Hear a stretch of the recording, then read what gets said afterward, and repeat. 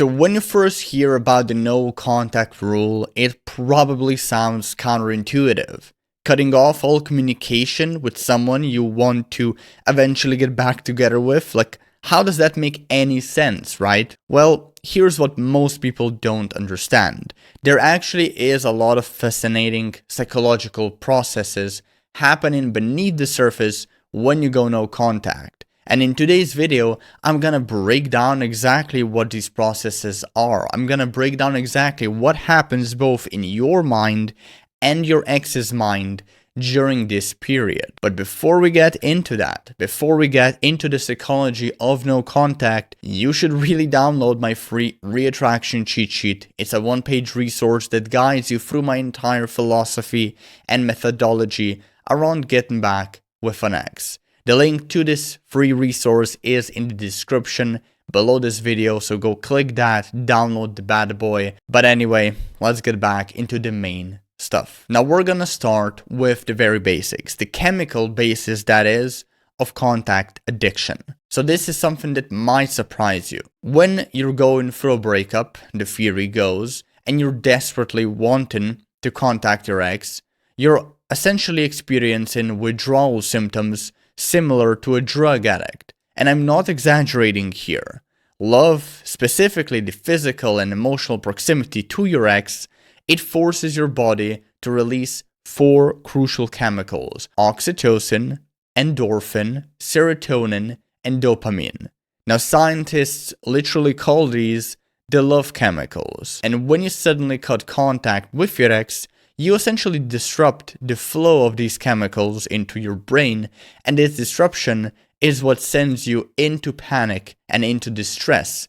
And this is why you might actually experience obsessive thoughts about your ex, intense mood swings, physical symptoms even like sweating or a racing heart, an overwhelming urge to break no contact, to reach out to your ex to get your fix.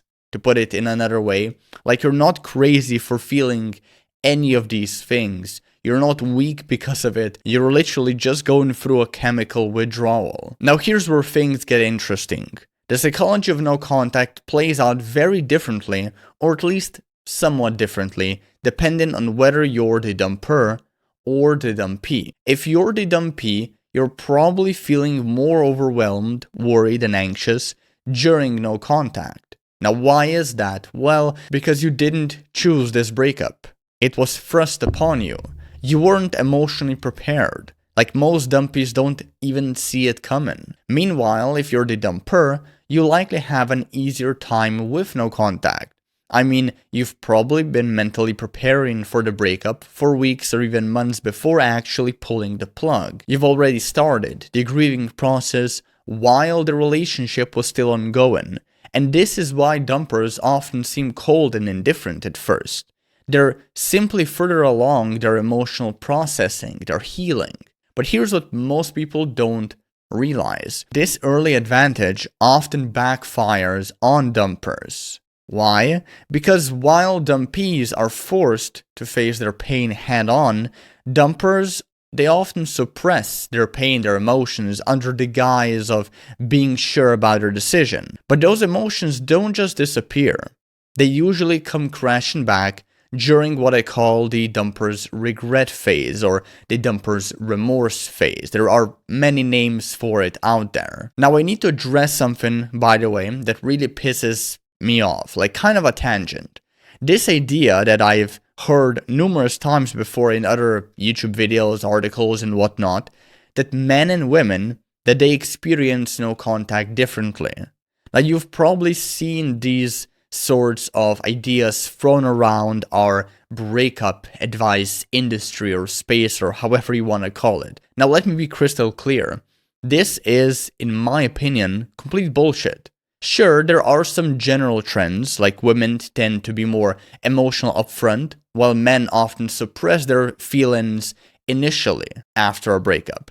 But these differences, they have nothing to do with no contact itself, and everything to do with how we're socialized to handle emotions. The truth is, the effectiveness of no contact has little to do with gender and everything to do with your attachment style, for example, your emotional maturity, your support systems, your self-worth, your previous relationship experiences, and so on. So I just want to be very clear about this topic. Please don't buy into it. There's really not much difference in how men and women experience no contact. But anyhow, let's talk about something that will help you make sense of your ex's behavior during this period, during no contact. That is, the distinct stages they typically go through. So the first one, the most common one, as I already kind of alluded earlier in the video, is the relief stage.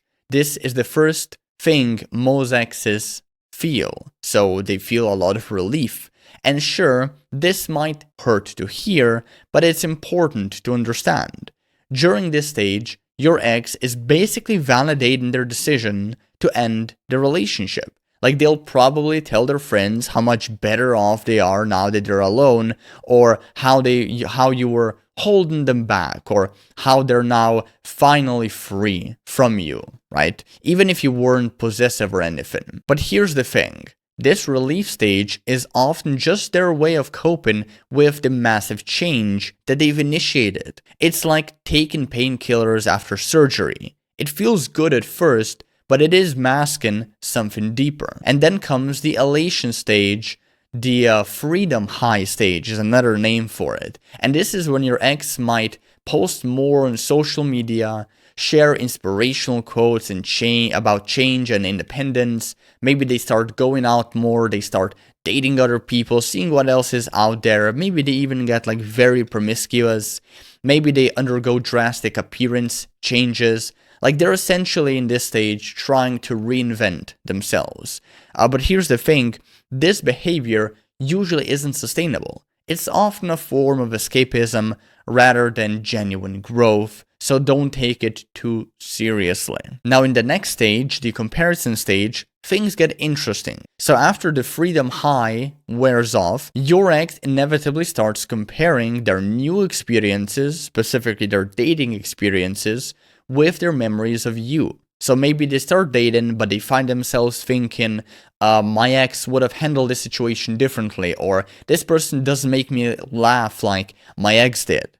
And it's during this stage where they might start checking your social media, asking mutual friends about you, revisiting places that you used to go together. Maybe they even block and unblock you.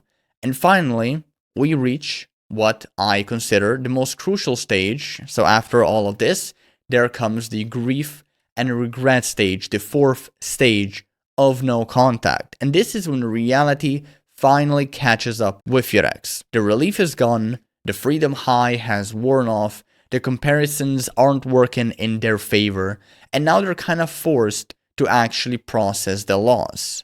Again, just to remind you, this is just like a common pattern that I see when people go no contact with their ex. I'm not saying your ex is guaranteed to go through these stages. They may not.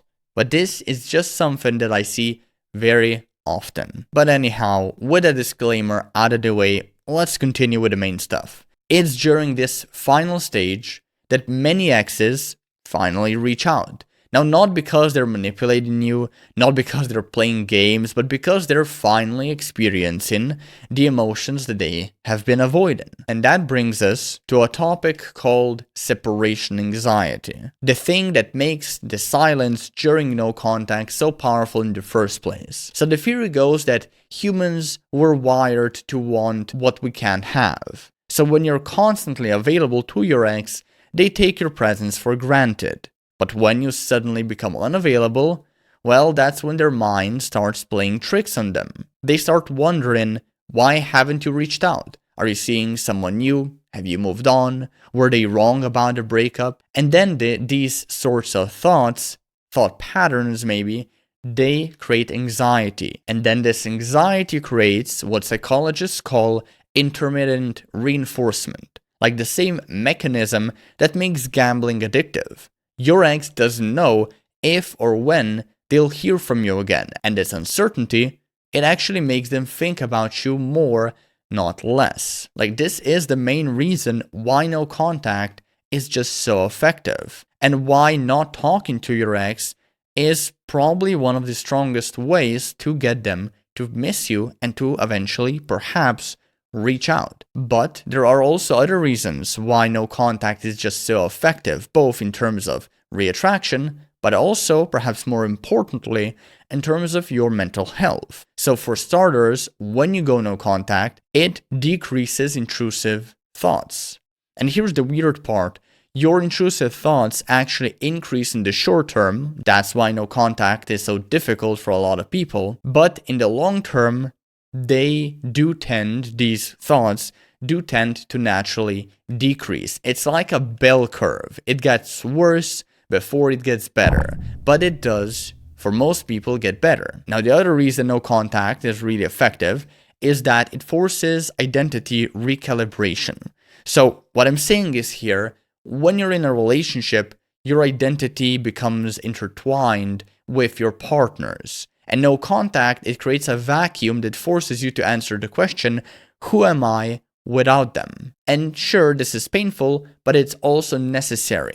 Because you can't build a healthy relationship, be that with your ex or someone new, until you know who you are as an individual. So what you stand for, what kind of values you embody and identify with. Now, to conclude everything, the psychology of no contact, as you can probably notice, it's a can of worms. It is complex. But understanding it, at least a little bit of it, it helps you stick with it. It helps you stay in no contact even when you're desperate to reach out. And that is the ultimate goal of no contact, for you to stay in it until, that is, your ex reaches out, at which case you go set up a date with them, try to start the reattraction process that way. But my free cheat sheet that you can download yet again to remind you with the link below this video, that cheat sheet will guide you through that phase. So what to do when your ex reaches out during no contact,